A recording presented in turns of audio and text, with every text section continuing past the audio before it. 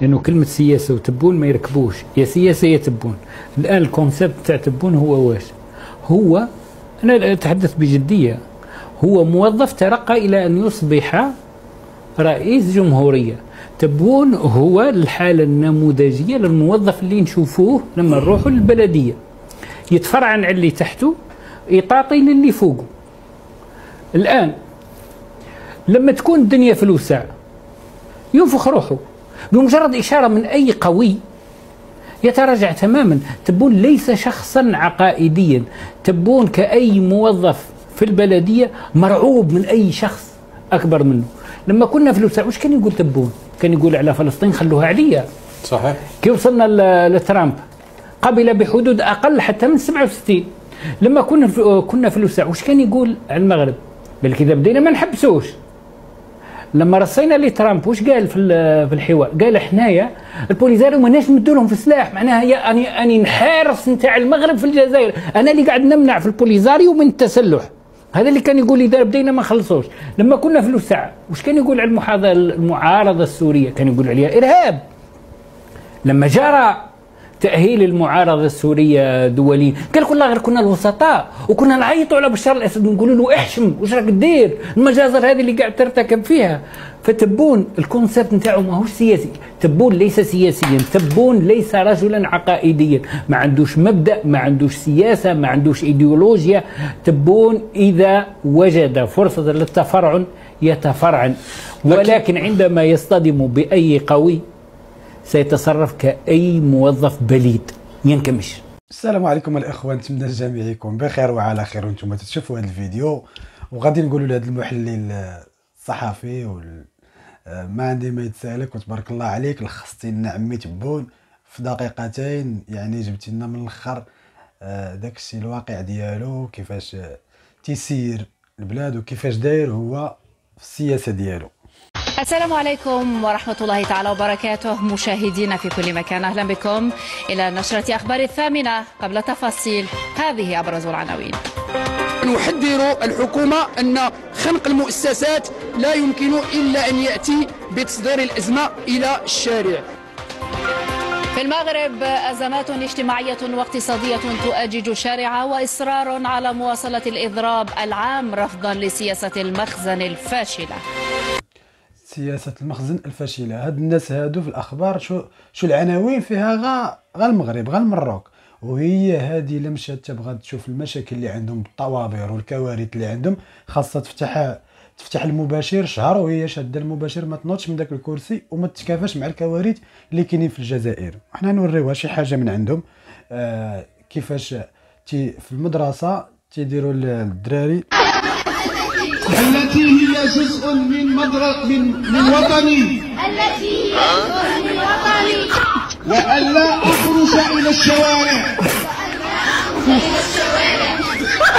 وألا أخرج إلى الشوارع للتظاهر، وألا أكون أداة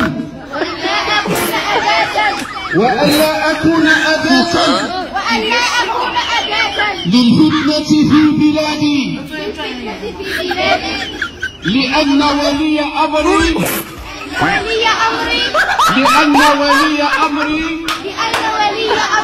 هو وكيلي وأستاذي هو قرة عيني. نقولوا لها الصحفيه ودابا انت هادشي حداك المدرسه تيأدوا فيها القسم باش ما يخرجوش يديروا مظاهره وباش ما يديروش، وانت هادشي هذا حداك وكاع ما شايفاه وما كايناش في هذا العالم وبزاف الكوارث والمشاكل. هبطي شوفي غادوك الطوابير كل نهار تتشوف طوابير في شكل، كل نهار تتشوف طوابير في اشكال والوان، وانت تيبان لك على المروك فين ما تفتح هذيك القناه ديال هاد الصحفي اللي تيقولوا زعما صحفيه تلقاهم تيهضروا على المروك، وهما الكوارث اللي عندهم لو كانوا يبغيو يغطيو عليهم ما يساليوش. مشاهدينا الاعزاء، يوميا في نشرات الاخبار هناك تقارير عن المغرب، هناك ايضا تعليمات يوميه للحديث عن المغرب، الجانب الاقتصادي السياسي والاجتماعي. تقارير سلبيه عن المغرب، صور قديمه تبث على انها جديده،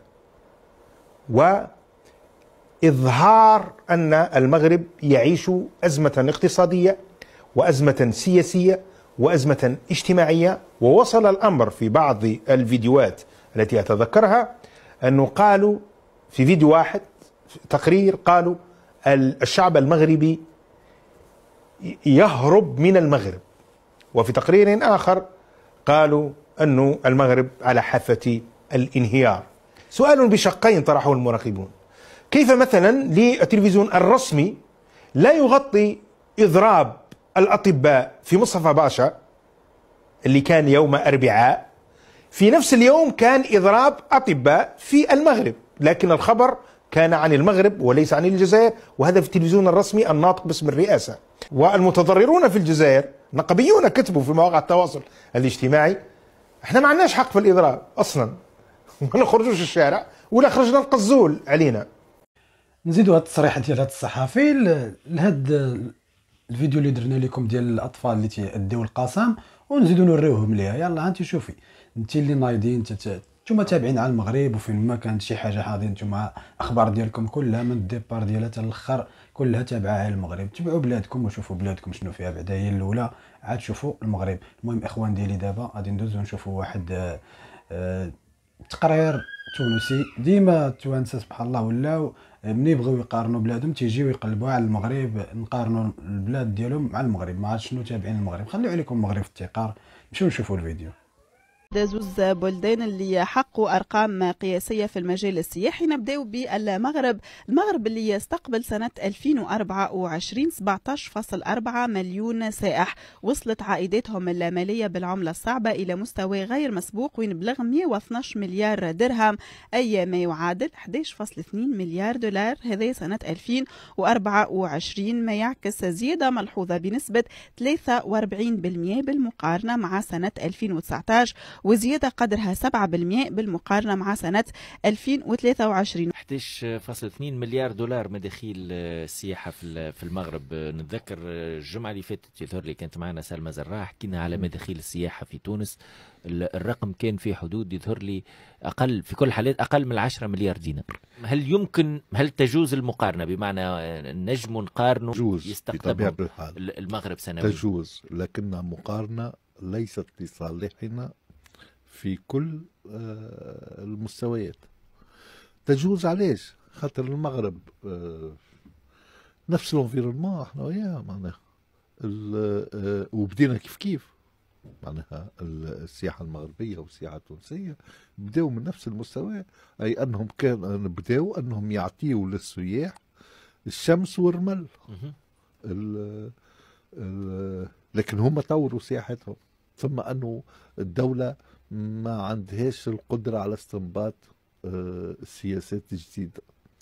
ان هات مثلا التسويق، في موضوع التسويق للسياحة التونسية، ان مازلنا نسوقوا في السياحة التونسية بديزافيش في اللي مترو، في الستاسيون نتاع البوس، الوجهة التونسية ب 390 يورو ب 400 يورو الجمعة كاملة، ماكل راكد شارب،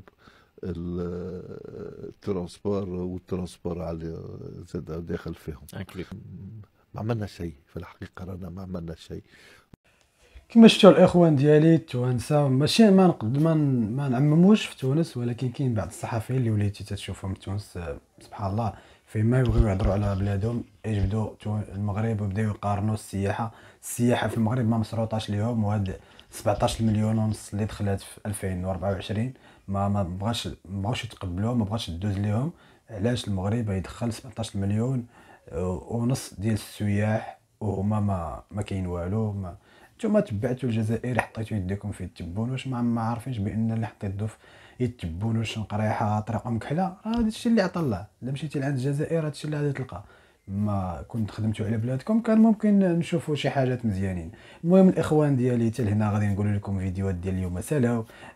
نتمنى نتلاقاوكم في فيديوهات جداد، ولا عجبكم فيديوهات ما تنساوناش ماشي جيم اشتركوا معنا في القناه وفعلوا الجرس باش يوصلكم جديد ديالنا دائما، والى فيديو قادم ان شاء الله. تهلاو في راسكم، الى الملتقى.